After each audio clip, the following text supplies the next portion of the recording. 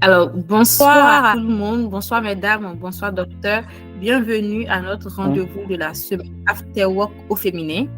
Et aujourd'hui, on a comme thème les cancers gynécologiques. Donc, j'espère que votre semaine a été et que vous êtes bien installés. Donc, on va commencer le thème de façon avec une introduction générale qui sera faite par le médecin. Et par la suite, celles qui ont des questions, celles qui ont des témoignages à faire, aussi d'autres choses à dire. C'est vraiment une discussion, donc ne vous sentez pas gênés. Prenez la parole. Si vous avez des choses à dire, dites, le médecin est là pour ça. Et après, il va répondre à nos questions et on aura une conclusion. Donc, docteur, je vous laisse la parole. Ok, je vous remercie pour l'opportunité. Le thème d'aujourd'hui, c'est les cancers gynécologiques. Cancer gynécologique, c'est un terme un peu vaste. Mais avec cancer gynécologique, je pense qu'on parle de cancers qui peuvent toucher les organes génitaux. Et quand je parle d'organes génitaux, on a les organes génitaux internes, les organes génitaux externes. Du coup, on parlera du cancer du col, de l'utérus, du cancer de l'endomètre, du cancer de l'ovaire, du cancer de la trompe, même si c'est un peu rare, et peut-être brosser un petit peu le cancer du sein. Le sein, c'est pas un organe génital à proprement dit, mais bon, c'est classé parmi les organes annexes, donc on ne peut pas parler de femme sans parler de sein. Du coup, pour commencer, je vais commencer par le cancer de l'endomètre, qui est le premier cancer de la femme en France, le premier cancer gynécologique de la femme en France, et qui est le 5e cancer de la femme en général. D'accord. Et le cancer de l'endomètre, c'est un cancer qui est hormonodépendant. C'est un cancer hormonodépendant. C'est un cancer qui se rencontre à un âge moyen de 68 ans. L'âge moyen du cancer de l'endomètre, c'est 68 ans, avec 90% de ce cancer qu'on dépiste après 50 ans. Donc ça veut dire que les 10% peuvent se retrouver avant même la ménopause. Ça, c'est possible. Du coup, le cancer de l'endomètre, il y a un signe en particulier qui nous fait penser au cancer de l'endomètre et qui doivent, vous en tant que femme, vous alerter. C'est-à-dire c'est des saignements post-ménopausiques. C'est-à-dire après la ménopause, normalement, il n'y a plus de règles. Il n'y a plus de règles, sauf si on vous met sous un traitement hormonal pour gérer un petit peu les effets délétères de la ménopause. Sinon, en théorie, à la ménopause, il n'y a plus de règles.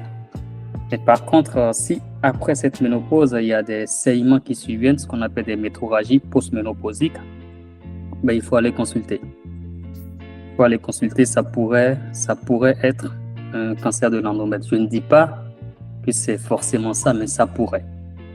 Donc, ce n'est qu'en consultant que le médecin fera les examens qu'il doit faire, peut-être une échographie, mesurer l'endomètre et au besoin faire un prélèvement de l'endomètre et envoyé à la NAPAT et envoyé à l'examen pour analyse.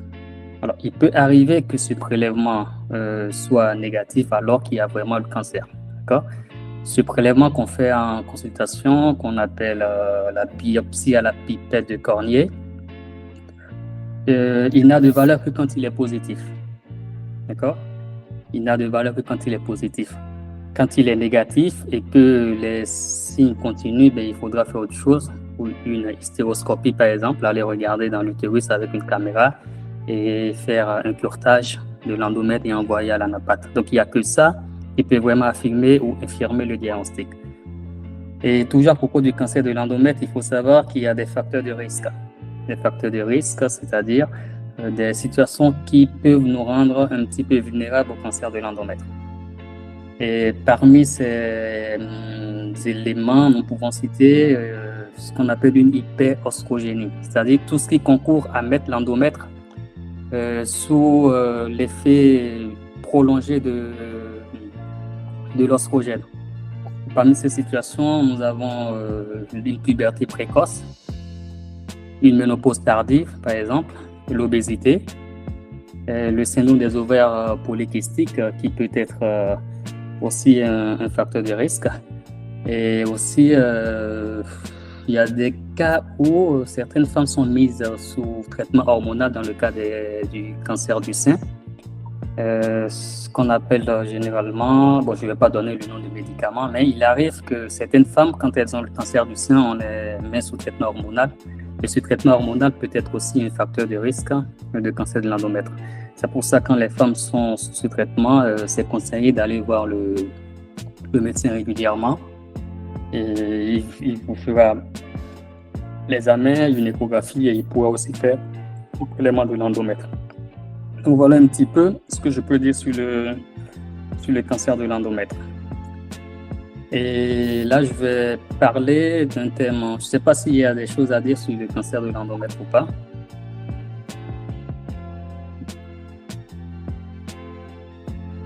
Non, il n'y a rien à dire. Et là, je vais parler un peu. Excusez-moi. Oui. Il y a Madame des questions maintenant ou après? Oui, allez-y, c'est une discussion interactive, on va voir. Oui, vous pouvez y aller, c'est le docteur. Je voudrais savoir si l'endométriose qu'on connaît ne peut pas provoquer à terme un cancer de l'endomètre. Non, l'endométriose n'est pas citée comme... Non, l'endométriose n'est pas citée comme facteur de risque du cancer de l'endomètre. D'accord, merci. Et ensuite, là, je vais aborder le cancer du col, qui est un cancer qui fait beaucoup parler de lui, surtout dans nos pays en voie de développement. Il faut savoir qu'en France, le cancer du col, c'est le 12e cancer de la femme. C'est le 12e cancer de la femme, et dans le monde, c'est le deuxième cancer de la femme après le cancer du sein. Mais dans nos pays en voie de développement, je pense que c'est le deuxième cancer de la femme. Tandis que dans les pays en développement comme la France, c'est le 12e cancer. C'est un cancer qui fait beaucoup parler de lui, qui fait beaucoup ravage. Et d'après l'OMS, je pense qu'il y a 75 000 de cas de cancer du col par an avec 50 000 décès. Avec 50 000 décès, donc 90% de ces décès sont dans les pays en voie de développement comme l'Afrique subsaharienne. Et selon l'OMS, si rien n'est fait, d'ici 2030, je pense qu'on va se retrouver à 445 000 décès dus au cancer du col. Donc c'est pour vous dire que c'est un sujet très important. Il y a beaucoup de progrès qui a été fait dans la lutte contre le cancer du col dans les pays développés comme la France, mais il reste beaucoup à faire dans nos pays. Et pour parler du cancer du col, je dois vous parler du papillomavirus. Il faut savoir que le cancer du col, c'est un cancer sexuellement transmissible.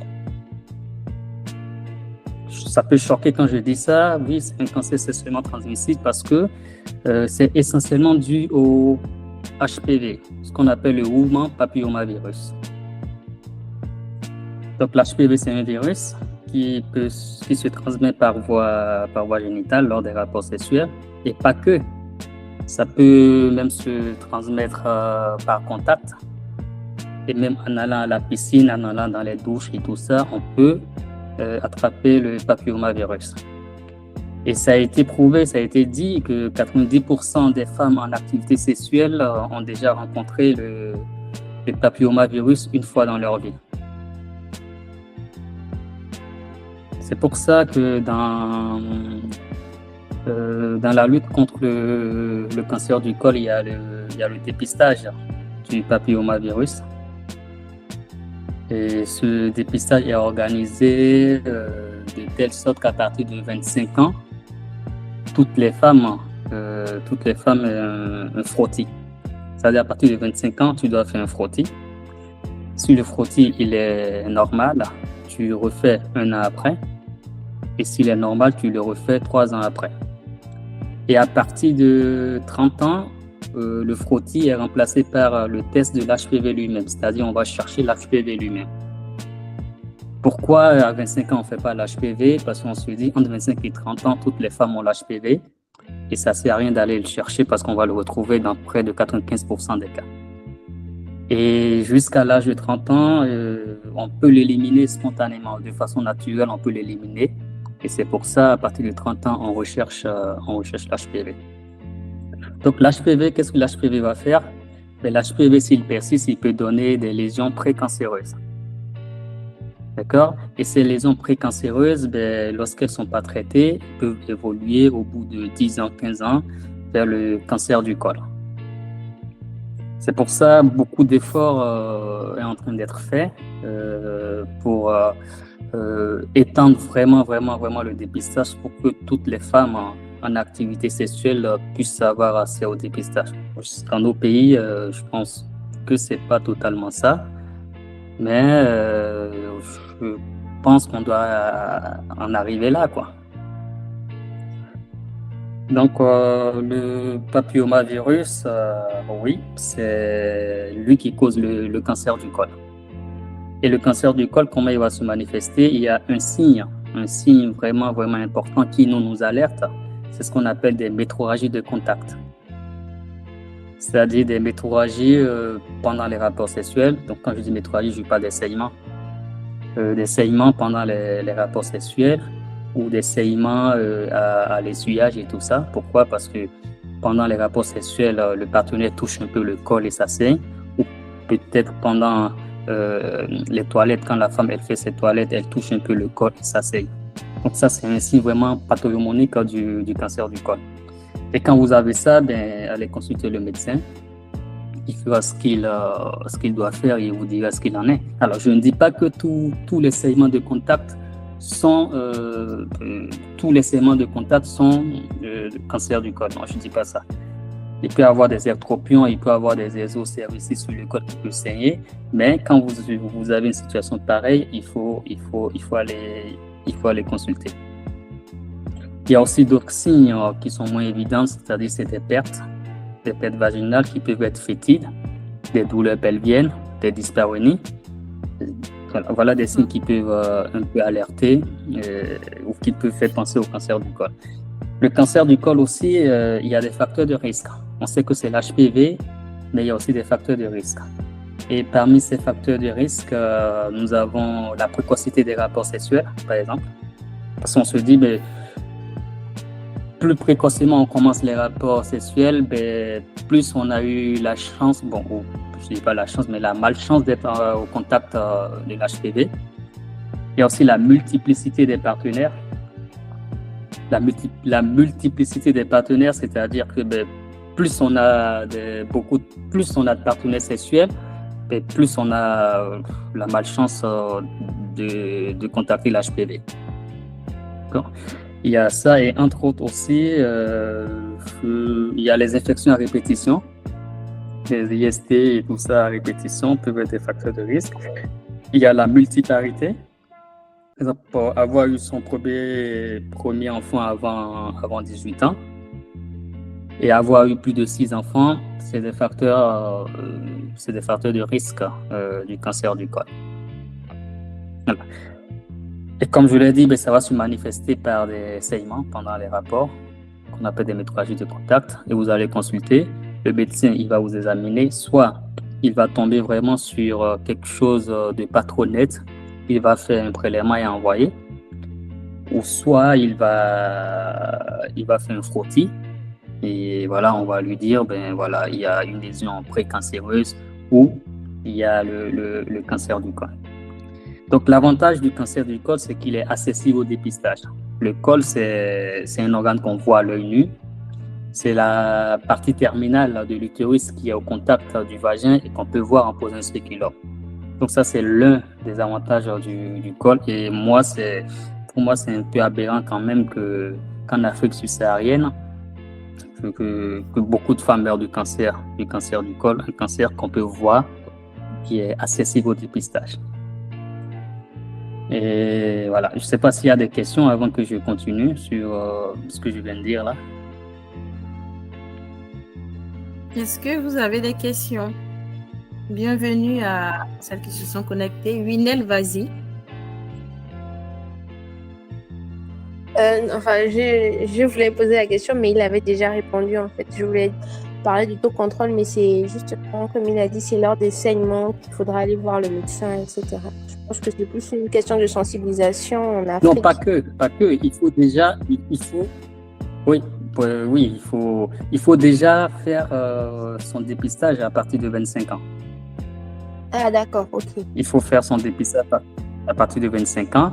Mais si on n'arrive pas à faire le dépistage parce qu'on connaît un peu les réalités, un peu partout et tout, mais si vous avez des saignements post-coïtal, il faut aller consulter. Le cancer du col, il est tellement tabou dans nos pays parce que la sexualité elle-même, elle est tabou. Donc, les gens, surtout nos mères, elles ne parlent pas assez de leur sexualité. Elles vont saigner. Tout le temps, elles vont le cacher jusqu'à la dernière minute où ça va commencer à sentir, elles n'auront pas le choix. Et elles vont consulter et généralement, c'est trop tard. Alors que le cancer du col, quand il est dépisté, il suffit juste d'enlever, de couper une partie du col et le problème, il est réglé et le cancer, il disparaît. Mais quand on attend et que ça évolue à des stades vraiment avancés, là, c'est vraiment problématique, quoi. Et je ne vais pas finir sur le cancer du col sans parler de la vaccination contre l'HPV. Il y a Janine qui a une question. Janine, oui, Janine. Oui, en fait, ma question était de savoir, vu qu'on a parlé de la possibilité que ce soit transmis par les rapports sexuels, est-ce que ça veut dire que c'est des hommes qui peuvent transmettre ou bien c'est parce que les hommes, l'homme comme la femme peut transmettre, sauf que l'homme, il n'y a pas de politique de dépistage chez l'homme, au fait. Ok, d'accord. Ce qu'il faut comprendre, c'est que le système sanitaire est organisé de telle sorte qu'on fait en fonction des moyens qu'on a. Ok, oui, tout à fait. Je pense que ça va coûter beaucoup cher à la sécurité sociale de chercher à dépister les hommes. Donc, bien sûr, c'est quand on est dans les pays développés, sinon déjà, oui, comme vous avez souligné, quand on est dans les pays comme vous avez après, souligné que c'est tabou en Afrique surtout, je sais que en Afrique, il n'y a pas beaucoup c'est-à-dire, il n'y a pas beaucoup d'examens qui sont automatiques. Si par exemple vous n'êtes pas enceinte ou bien vous n'avez pas un état de santé qui vous met en alerte, vous ne faites pas vraiment de bilan. Alors que, par exemple, comme vous avez souligné, dans les États développés, c'est quelque chose qu'on a l'habitude de vous proposer. Et est-ce qu'on ne gagnerait pas à informer aussi davantage j'ai pas envie de dire nos jeunes sœurs, parce que même nos mamans ne sont pas informées, mais est-ce qu'on ne gagnerait pas davantage justement avec ces plateformes, notamment votre émission et puis les échanges, à davantage sensibiliser même si c'est peut-être des petits podcasts que les médecins peuvent faire pour que ça passe, je dis n'importe quoi, que ça passe sur TikTok, des choses comme ça, parce que sincèrement, on a beaucoup de tabous dessus, et puis on n'a pas c'est-à-dire on n'a même pas la curiosité d'aller chercher ça. Quelqu'un a un saignement, il va se dire, oh, ça va passer. Et je pense voilà. Il y a un projet. En tout cas, docteur, il y a des idées de projets, on peut réfléchir à faire. Même si c'est une fois par an. Mais moi, en Afrique, franchement. Moi, je suis partant. Tant que ça peut améliorer la santé de la population. Moi, et puis, ça participe aussi de tout ce qui est connaissance des droits de la santé. Bon, moi, j'en parle parce que je fais de la vulgarisation du droit. Et c'est des questions qu'on a eu à aborder, notamment avec des groupes de femmes. On a parlé du cancer du sein, par exemple. Le jour de la journée de la femme, on a eu d'un petit atelier où on a eu un médecin qui nous a parlé, c'était à Abidjan. Mais c'est-à-dire, c'est des petites choses. Si on les met, par exemple, sous podcast ou bien même sous Team ou bien sous TikTok, les gens vont commencer à s'intéresser et se rendre compte qu'effectivement, c'est des tabous. Mais en tout cas, on compte sur vous, les médecins, pour aussi épauler. On se dit que dans nos pays, on n'a pas assez à certains moyens de dépistage. Oui. parce qu'on n'est pas informé. Mais moi, je sais qu'il y a, même si c'est pas forcément dans le public, je sais que dans les privés, il y a des cliniques qui offrent ce genre de prestations. Tout à fait. Donc, tout à fait. il faut pas hésiter à chercher dans là où vous êtes et tout ça, parce que je sais que en Afrique, personne ne se fait dépister. Je connais les réalités et tout ça, parce que les gens sont sous-informés, parce que c'est pas quelque chose qui se fait dans le public et tout. Peut-être ça coûte un peu plus cher pour l'État, mais je sais qu'il y a des structures privées qui sont très bien organisées, qui offrent des soins dont la qualité, franchement, n'a peut-être rien à envier dans les pays développés. Donc, n'hésitez pas à chercher autour de vous. Moi, c'est aberrant pour moi qu'une femme à l'âge de 30 ans n'ait jamais eu de frottis, quoi. Moi, c'est vraiment aberrant. Donc, moi, j'avoue, voilà. Quand je suis arrivée en France ici, voilà, je suis allée voir un jour un gynéco, parce que juste pour un check-up, et il m'a dit, t'as jamais dit? Non, j'ai jamais fait. Après, je suis arrivée en France à 25 ans. Et c'est là que j'ai fait pour la première fois l'examen du frottis. Oui, mais c'est des automatismes qu'on n'a pas là-bas, je vous assure. À Abidjan, j'avais pas ça. Ça ne peut même pas te traverser l'esprit, en fait. Ouais. Alors que quand tu es ici, automatiquement, on te met ça dans la liste, tu poses des questions. Mais effectivement, je pense qu'en tout cas, ce serait bien qu'on en parle comme on le fait là, mais qu'on en parle aussi. Juste pour donner l'information, ce ne serait vraiment pas de refus. C'est ça. Voilà, merci. Donc, pour enchérir un peu tout ça, je vais attaquer la prévention du cancer du col. Donc, comme moyen de prévention, nous avons la prévention qui peut être primaire, qui passe par la vaccination. Et en France, je pense que la vaccination, elle commence à partir de 11 ans. C'est comme ça a été décidé. Entre 11 et 13 ans, 14 ans. D'accord? Et après, entre 15 ans et 19 ans, et c'est remboursé. C'est remboursé. Maintenant, pour les personnes homosexuelles, je pense que la vaccination est élargie jusqu'à 24 ans. C'est-à-dire 11 ans, 14 ans, ensuite 15-19 ans et 24 ans. On a des molécules comme le Gardasil qui peut être administré. Entre 11 et 14 ans, je pense que ça se fait en 2 fois. À M0 et à M6, c'est-à-dire vous faites la première dose et 6 mois après, vous faites la deuxième dose. Mais si vous échappez à cette vaccination, vous pouvez vous rattraper. Je sais que personne n'est concerné là.